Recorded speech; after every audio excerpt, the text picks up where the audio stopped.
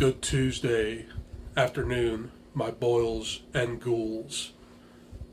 Happy Halloween. And this video is the moment I've been waiting for and all of you have been waiting for. This is going to be my personal list of the top 50 horror movies of all time, in my opinion. So, this list is going to be very subjective. There's entries on here that you wouldn't even think of classifying as great. But I do have some classics on here, so you guys are in for a long one, so I would definitely grab a snack. Without further ado, let's kick this baby off with, grab my little notebook here. At number 50 and 49, The Mummy and The Mummy Returns. So, I did a dual review on these movies at the beginning of the month. I really do enjoy these movies quite a bit. They're action horror with a little bit of supernatural elements. And this is like a historical piece where Brendan Fraser, who plays Rick O'Connell, is in 1920s Egypt, and he awakens Imhotep as the mummy. These movies are really, really fun, and I really do enjoy Brendan Fraser in both of them. This is what I consider light horror, and it's on my list. 50, The Mummy Returns. 49, The Mummy. And at number 48 is going to be my first slasher. And this one to me is very underrated. Sleepaway Camp 2, Unhappy Campers. And this is the follow-up to Sleepaway Camp. Takes place a couple of years after the first one. And this is literally a Friday the 13th ripoff. But every time I watch this, it's very fun. The kills are brutal. And I do like Angela as the killer. This isn't a great movie, but I find it to be very entertaining. That was Sleepaway Camp, Unhappy Campers. At 48. At 47 is You're Next. And this is a modern horror classic that came out in 2011. And this is a twist on a home invasion thriller where you have like these group of people terrorizing a family and they have like animal masks. This is a really fantastic movie, and Erin, the final girl, is awesome. And at number 46 is going to be I Spit on Your Grave 2010. This is the remake, of course, and it's not a pretty one at all. But this is about like a woman who gets terrorized by a group of men, and they brutally rape her and leave her for dead. But she ain't dead yet. She comes back and exacts her revenge brutally. Some of the deaths in here are relentless and very memorable. There's one where she gets one guy and she has like fish hooks at his eyelids and she just like leaves him there. It's very messed up. So, at number 45 is going to be Night of the Living Dead, 1968. And this is the classic zombie pioneer movie. It's pretty much a stab at social and political endeavors in the 60s. The black man, Ben, he dies in the end, and he wasn't even infected. This movie is very cheesy nowadays, but it was very important back in the 60s because it was something that nobody has ever seen before. Pretty much George A. Romero like invented the zombie. So it's always been one of my favorite classic horror movies. It's on this list. Night of the Living Dead. And at number 44, and you're going to be shocked that this is so low, Pet Sematary, 1989. This is my favorite Stephen King novel, but it's not my favorite Stephen King movie. This movie follows the story very, very well, but it comes off to be a little bit cheesy at times. And not to mention, the acting is kinda meh. But if you want like a good supernatural horror movie where your main character makes a stupid decision to bring back the dead and the dead ain't right, then this movie is for you. But it definitely tackles grief very, very well. I mean, when Gage gets hit by that truck, you're just like, whoa. But fantastic story. The movie could have been a little bit better. Pet Sematary. And at number 43, the original Texas Chainsaw Massacre. And this is one of the early pioneer movies in slasher history. This came out in 1974, and this movie felt like a documentary, and it's really messed up, but it really does a great job at setting the tone for this type of movie. Leatherface is introduced, and it's a really creepy movie that just stays with you every time you watch it. The Texas Chainsaw Massacre, 1974.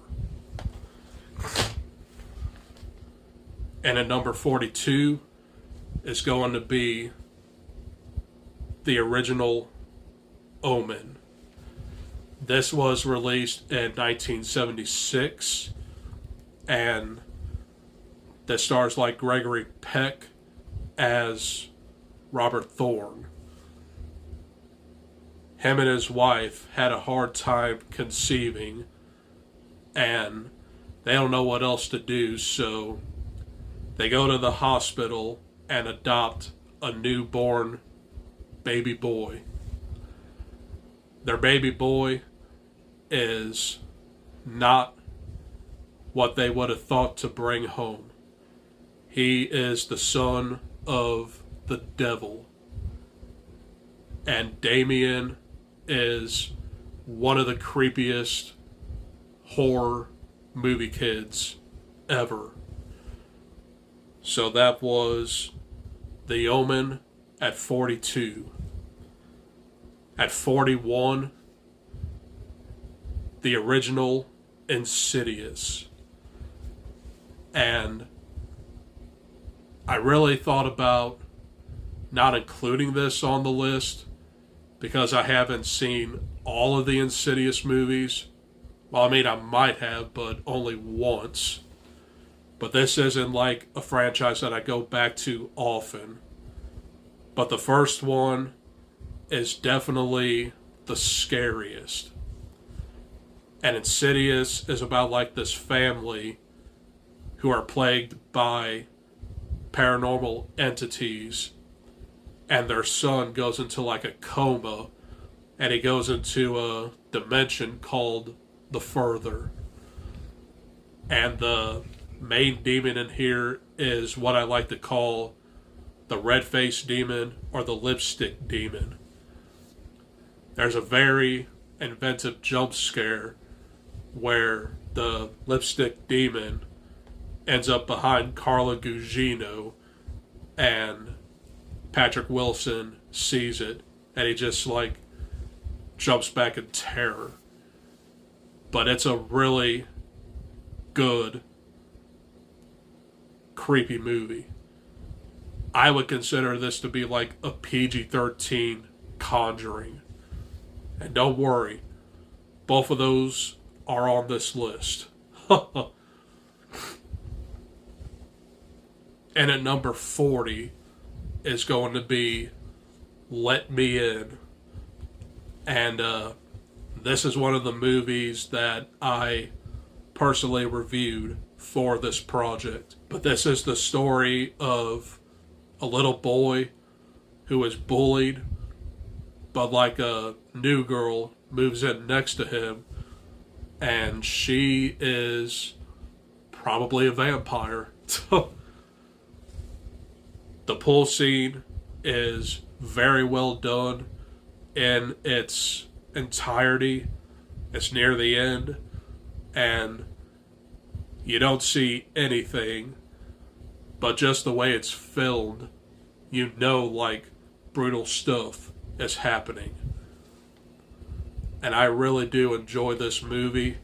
It's one of the very few vampire movies that I love, and I had to put it on this list. Let Me In. And at number 39 is going to be The Descent. Another movie that I watched in preparation for this video. This is about like a group of women who go spelunking, and they come across cave-dwelling humanoids. It's a survival horror movie that really works on claustrophobia and tension. Great movie. And at number 38, Friday the 13th, the final chapter. And this was supposed to be the final chapter. I watched this more frequently than any other Friday the 13th movie. It's got like the best cast and the most memorable kills. But Jason is after like another group of teenagers in Camp Crystal Lake. Not to mention you have Corey Feldman in here, and he just annihilates Jason at the end. A New Beginning came out and retconned the whole thing, and then Jason Lives bought back Zombie Jason. But I love this movie very much. So that was Friday the 13th, the final chapter. Part 4. And at number 37, It Follows. And this was the very first movie that I reviewed for this video. And just a couple days ago, maybe it was yesterday, they just announced that they follow next year, not next week. But anyway, this is a supernatural horror movie that features like this teenage girl who hooks up with this older guy, and they have sex, but the man transmits the disease towards her, and the entity is basically like an STD. Very weird premise, but it definitely works as a very tense horror movie. And not to mention, the score is really fantastic as well. And at number 36, The Amityville Horror, 1979. And this was in constant rotation when I was growing up. And this tells the story of the Amityville murders that occurred in 1974, where Ronald DeFeo killed his entire family, and he claims that the devil made him do it. Very popular haunted house movie. It is a little cheesy, but I really do love James Brolin and Margot Kidder in this movie. The Amityville Horror.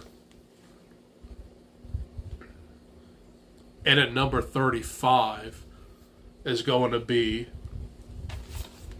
The Last House on the Left, 2009. And like I Spit on Your Grave, this is technically a revenge thriller with horror elements. But this is about two women who go into town, and they are pursued by a man, a woman, another man, and a teenage guy. So, they seem friendly at first, but they end up taking these two women to the woods, and they brutally rape both of them, and they kill one of them, and they shoot the other one and leave her for dead. Turns out she survives, and there's the twist where these psychos end up at the parents of the woman they didn't know survived. So the parents take brutal revenge on all of them, and very hard movie to watch, but you definitely get the satisfaction of revenge. The Last House on the Left.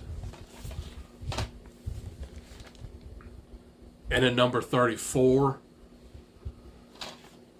The Hills Have Eyes, 2006. And this is the story of a family who goes through the desert, and they're on their way to California, but they get broke down and they are hunted by cannibalistic mutants.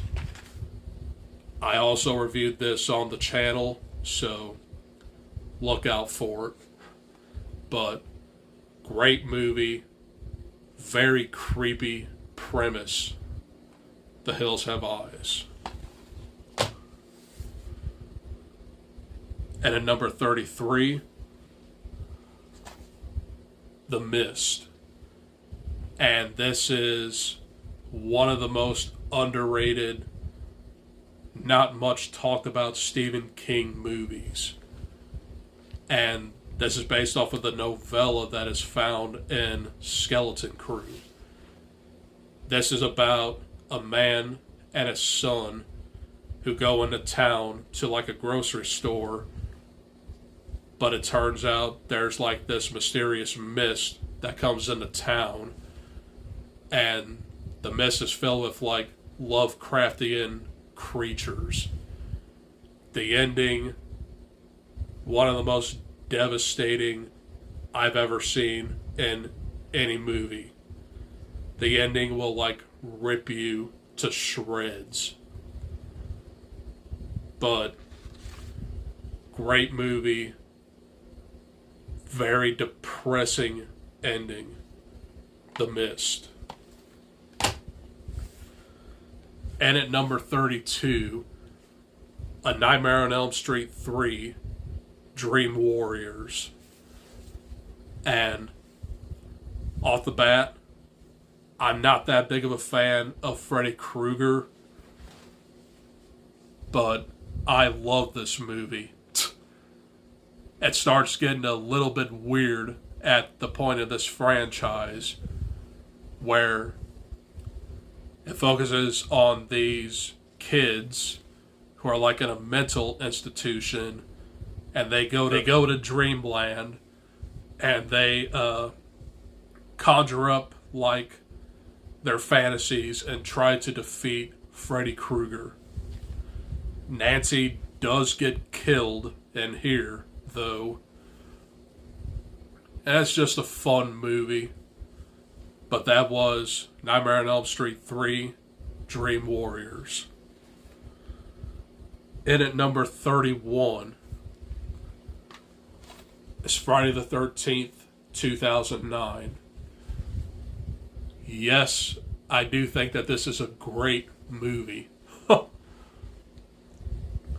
But this is essentially a new vision of Friday the 13th.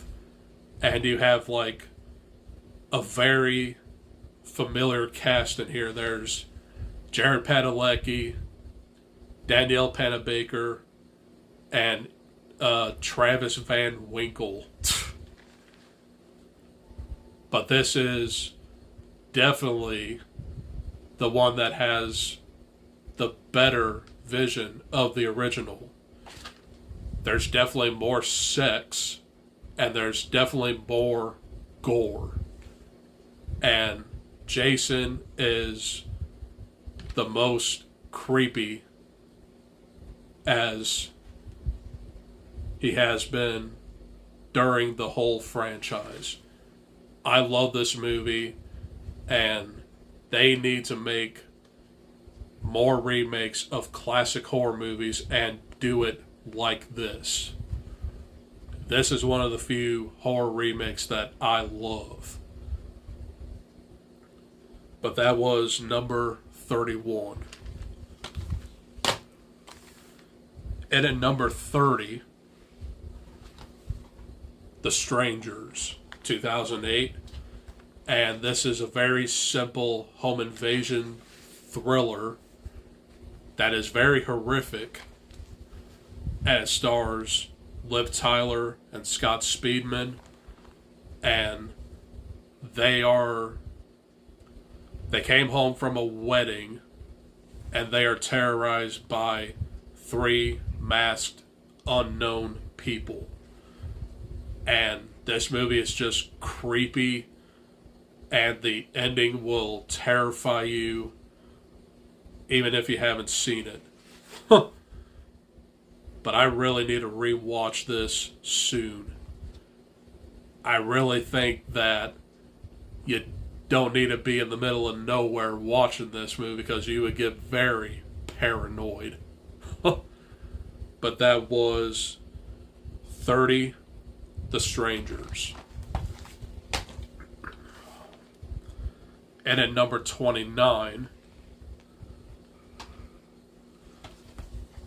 House of a Thousand Corpses. And this was one of the dual reviews that I did this month. This is Rob Zombie's directorial debut, and this is sadistic and just grindhouse terror. But it features like these 4 college kids who get stuck in this horrific situation, and they definitely don't come out. You have Captain Spaulding, Baby, and Otis as the Firefly family. Really messed up movie though. I wouldn't recommend it if you're trying to get into horror, because I consider this to be extreme horror cinema. Moving on. And at number 28, The Devil's Rejects. And this is the sequel, and I do believe that it is a little bit better. This features these guys, and they invade this traveling band in a motel, and they just torture them, leaving none of them alive. But the last part of this movie is kind of like a road movie. The finale plays Freebird as they are riddled with bullets and gunfire. In my opinion, one of the most brutal, awesome endings in horror. The Devil's Rejects. And at number 27, The Texas Chainsaw Massacre 2003. Again, I'm a sucker for great horror remakes, and this is one of the best. And it just has like that 70s aesthetic. It looks a lot cleaner, and Leatherface is just terrifying in here. But Leatherface is kind of like a secondary villain in here. Arlie Ermey as the sheriff is a pretty terrifying dude. I definitely wouldn't want to be caught with him anytime soon. But awesome remake. The Texas Chainsaw Massacre, which I can't believe is actually 20 years old already. And at number 26 is going to be From Dusk Till Dawn. And this is another vampire movie that features George Clooney and Quentin Tarantino. They are 2 brothers who robbed a bank, and they seek refuge in a hotel room in New Mexico, awaiting a way to get back to their freedom. Well, things go awry when they end up in Mexico at the Titty Twister. It's a vampire strip club. This movie is fun and very brutal, as any vampire movie would be. But this also features the likes of Harvey Keitel, Juliette Lewis, and Tom Savini. Which Tom Savini might be one of my favorite characters in this movie. He's Sex Machine, and he has like a revolver in the shape of his nether regions. It's awesome. But that was From Dusk Till Dawn. Top 25. And at number 25, The Faculty. And this is sci-fi horror at its finest. But I do have another one on here that is way better.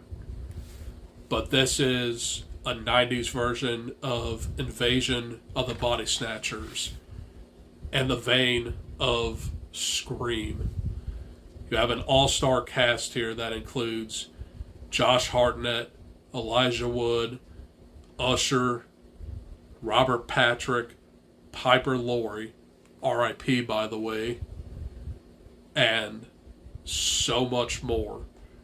This is a really fun movie that you have to at least see once in your life. That was The Faculty.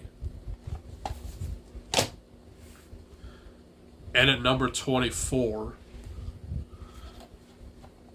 Saw 2004.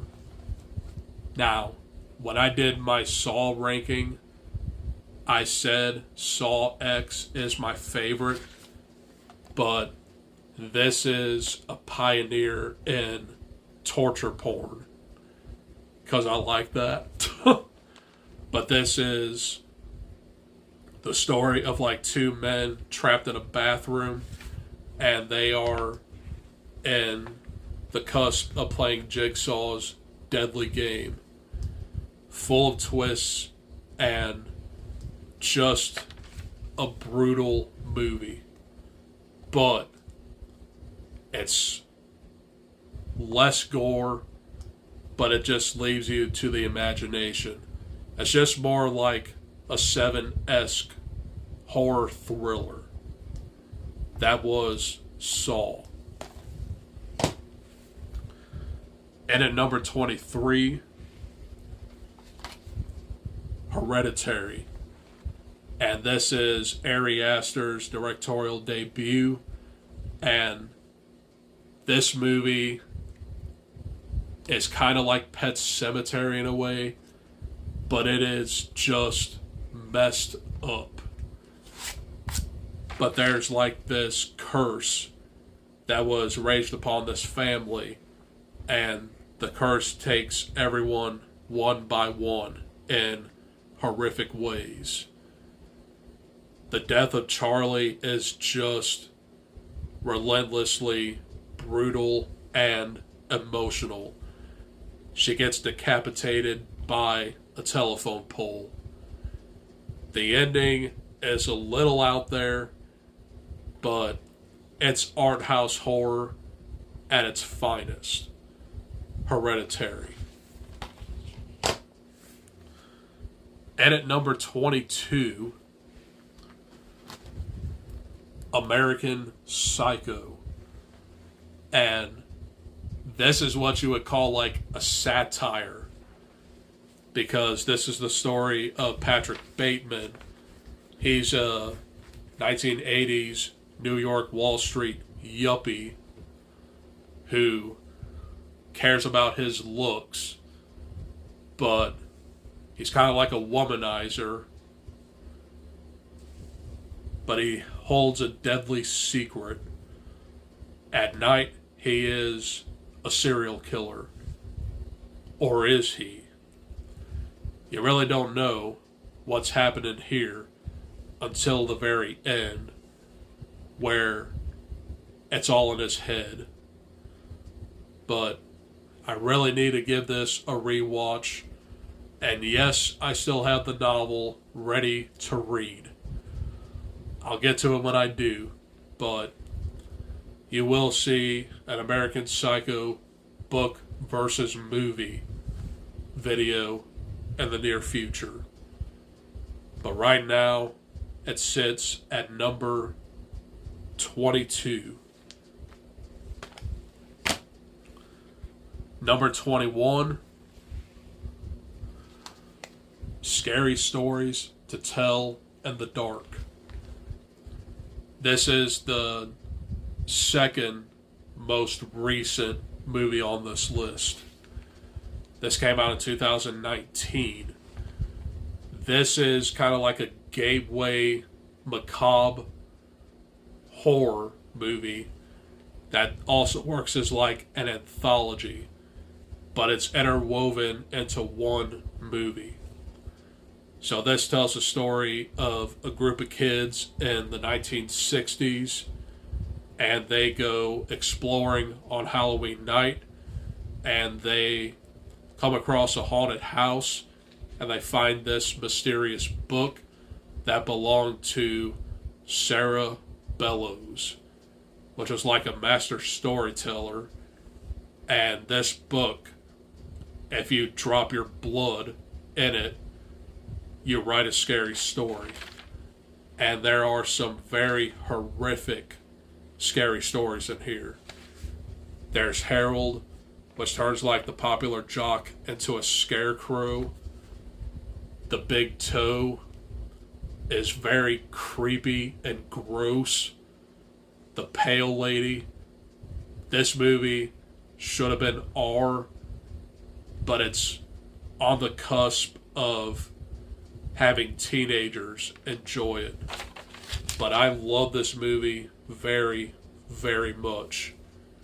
And I am waiting for a sequel. Scary Stories to Tell in the Dark. At number 21.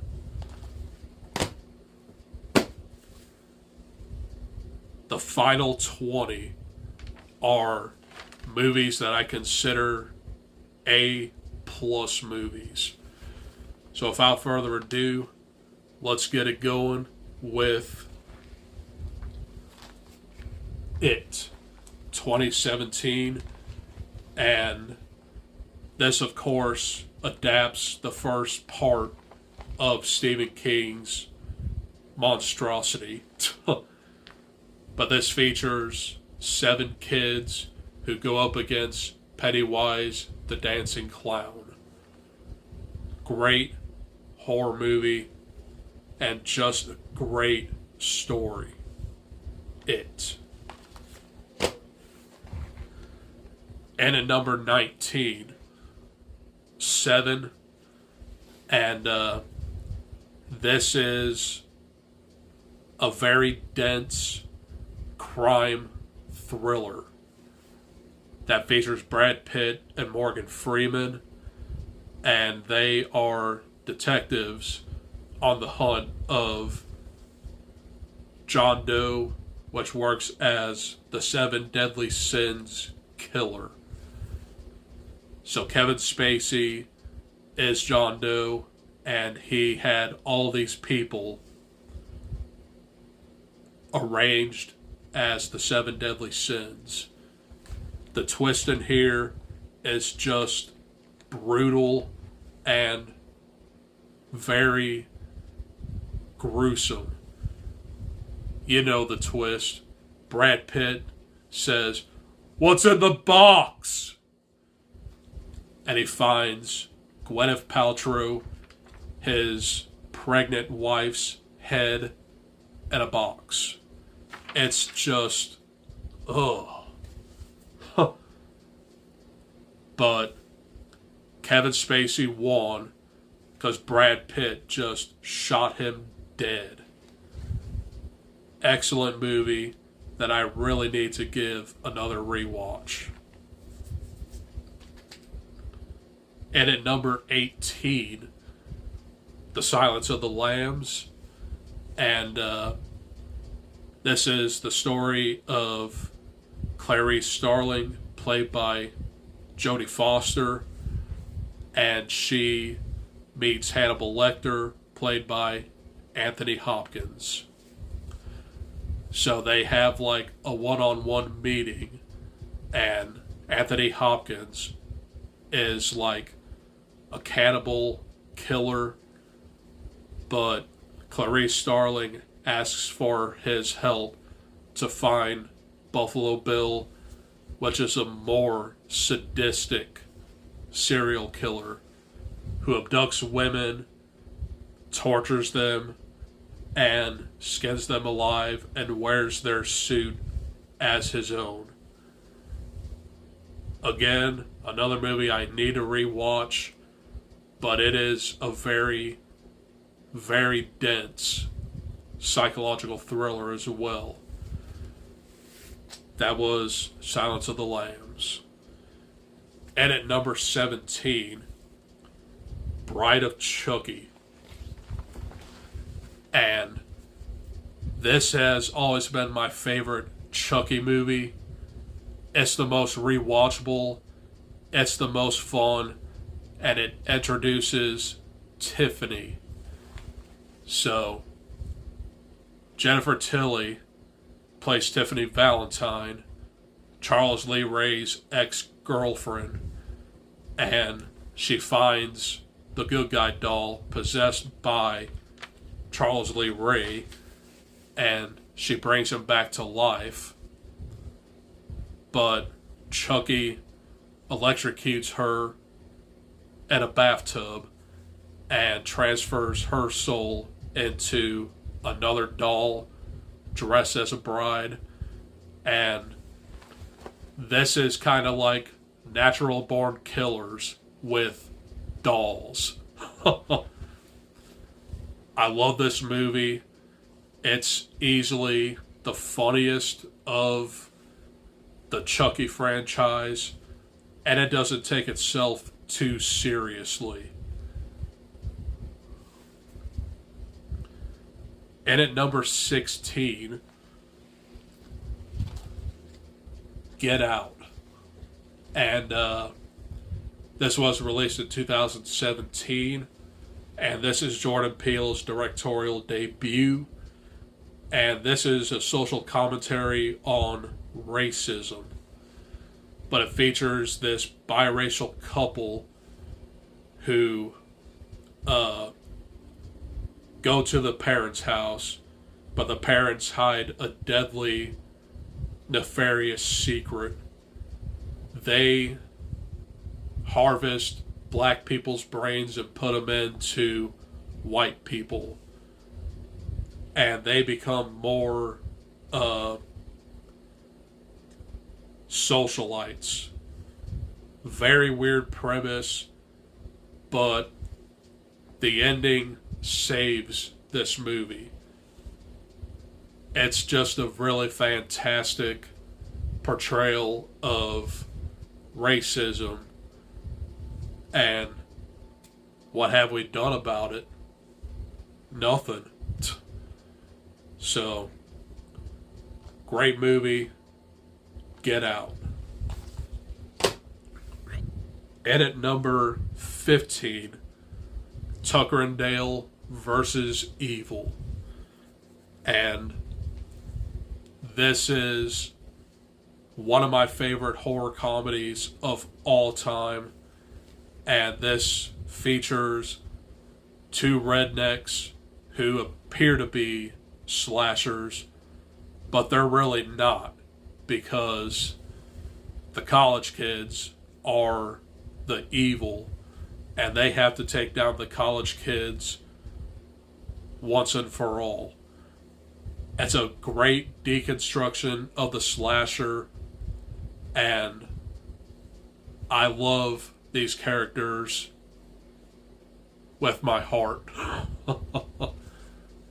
I mean, just Tucker and Dale are just awesome, awesome guys. But that was Tucker and Dale versus Evil.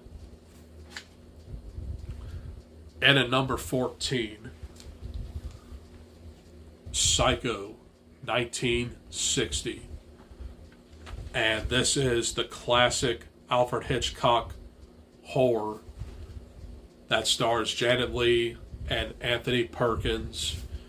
And Anthony Perkins is Norman Bates, and he just runs this motel on the side of the highway, and Marion Crane is on the run after stealing an X amount of money, and you have the most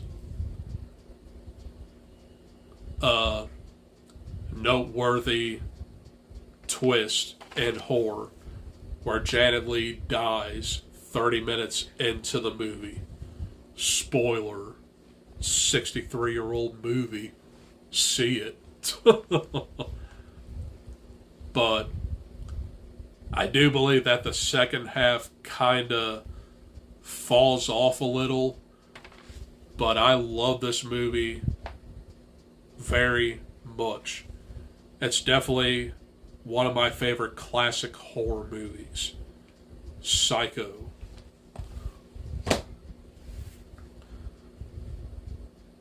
And at number 13,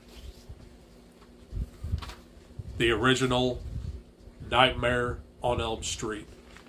This was released in 1984, and this introduces Freddy Krueger, played very well by Robert Englund, and you also have Nancy Thompson, played awesomely by Heather Langenkamp.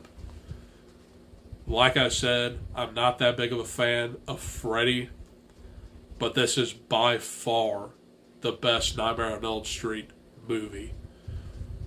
So he just invades these kids' dreams, and if he kills them in their dreams, they die in real life.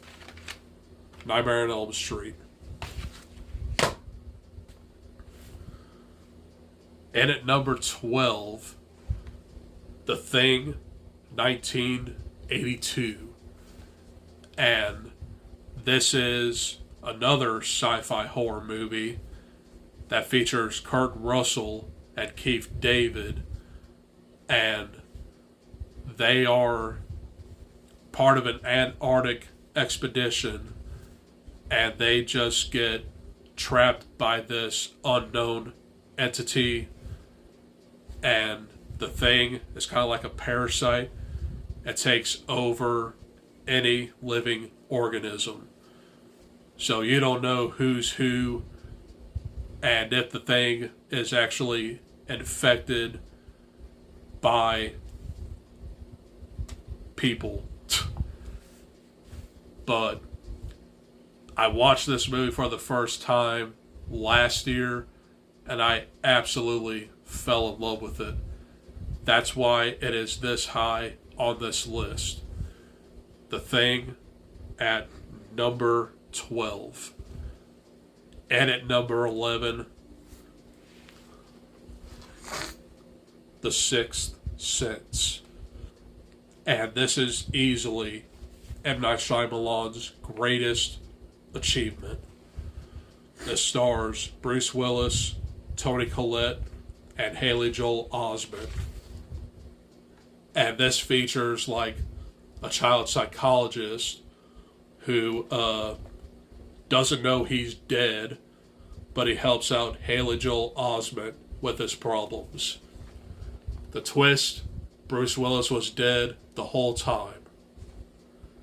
And this is definitely one of the greatest psychological thrillers with horror elements. The Sixth Sense. Nitty Gritty. Top 10. And at number 10, the original Terrifier.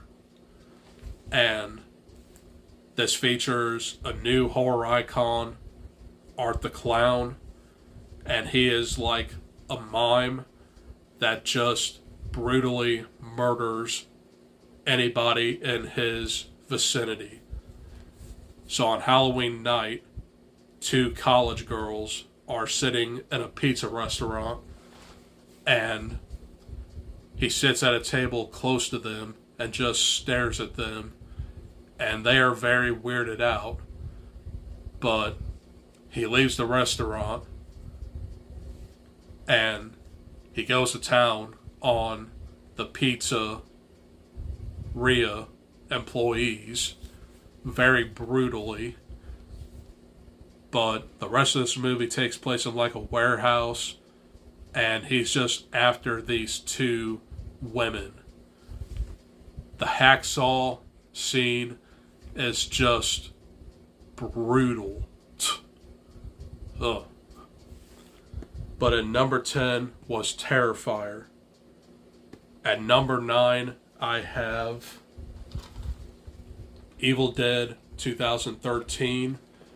And this is one of the best horror remakes ever. It's more brutal than the original, and it features like a group of college kids trying to relapse one of their friends from like drugs. She gets possessed by the Necronomicon, and the evil in the woods comes back to haunt her. The Evil Dead, 2013. And not to mention the most metal ending ever. Raining Blood. Okay. At number 8, The Conjuring. And this is one of the best haunted house movies. This features Ed and Lorraine Warren, and they investigate the Perron family. And the entity is Bathsheba, which is like a witch who possesses mothers, and they try to kill their youngest kid. Horrific and just fantastic. The Conjuring. I'm almost there. And at number 6, The Conjuring 2. No, wait. And at number 7 is The Conjuring 2. And this takes the Warrens to Enfield, England, and the Hodgson family are possessed by an old man spirit, but it turns out the old man is just a pawn, and Valak is the entity that they're after. Great movie, and just a creepy atmosphere. That was number 7. So when at number 7, I have The Evil Dead 1981. And this was directed by Sam Raimi. And it features Bruce Campbell as Ash Williams, who is your sole survivor. And he's just invaded by evil in the woods. Very creepy movie, and kind of cheesy now, but I really do enjoy this movie quite a bit. The Evil Dead, 1981. And at number 6, it's going to be Jaws, directed by Steven Spielberg. And yes, I do consider this to be a horror movie. This is the very famous shark attack movie. And Sheriff Brody and Quint and... is it Hopper? Yeah. They go to sea to destroy the great white shark.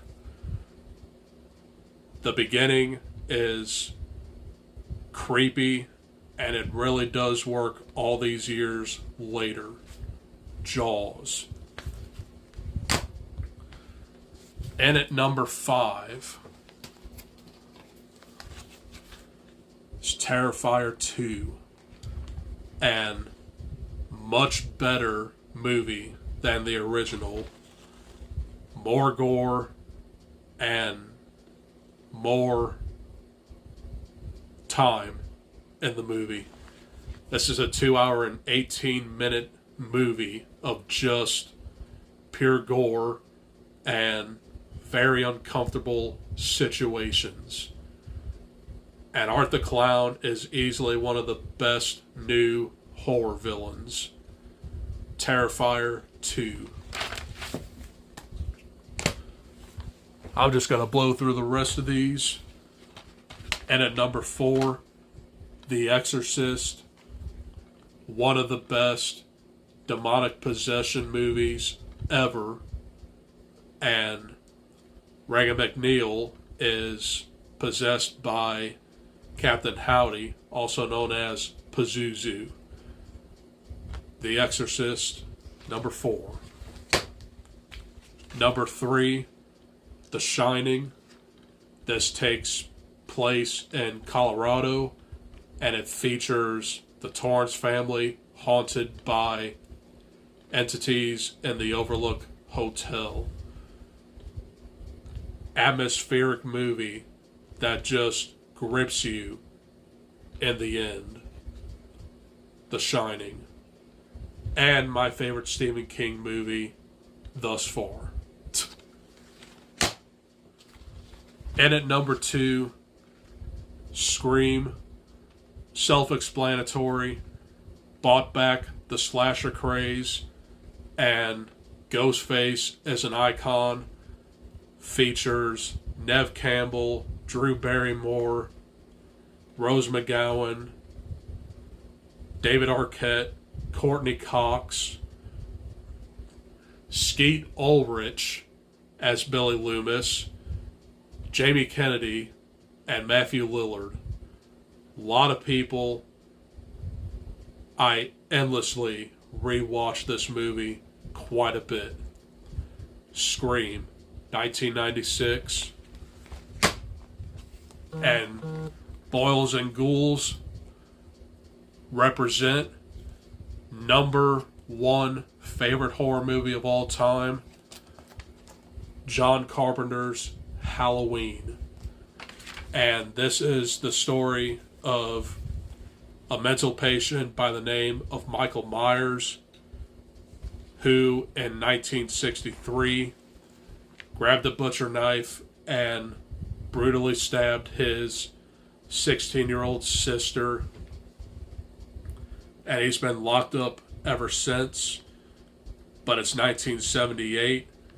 He is of age, and he gets out of Smith's Grove, and he tries to find his forgotten sister, Laurie Strode, played awesomely by Jamie Lee Curtis. A Halloween staple, of course, and a lot of people's favorite horror movie of all time.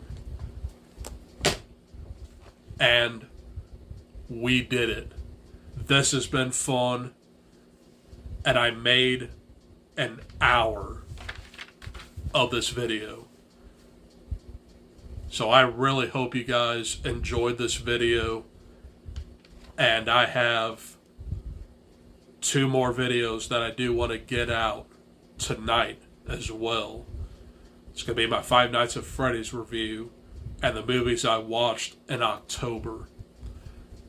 But I might save that one for tomorrow because I really want to get this one out tonight.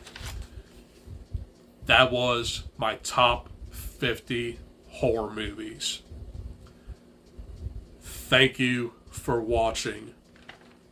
I'm going to go get a drink and take a break. Adios, peace, and stay spooky.